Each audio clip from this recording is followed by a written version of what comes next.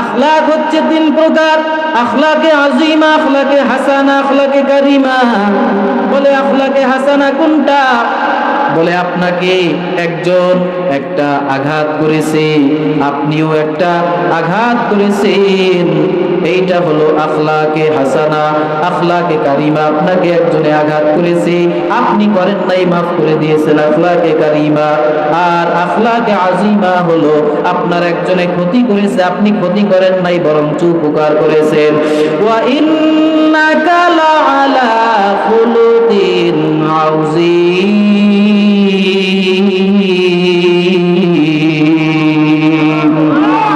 আল্লাহ পাক বলেন আমার নবীকেই তো উত্তম চরিত্র দিয়েছি হে মুসলমান। লাকাদ কানা লাকুম ফি রাসূলিল্লাহি উসওয়াতুন হাসানা। আমার নবী হচ্ছে উত্তম আদর্শের ফ্যাক্টরি। জোরে কোন সুবহানাল্লাহ। সেই নবীর মধ্য থেকে উত্তম আদর্শ গ্রহণ করা লাগবে। জোরে কোন ঠিক কিনা?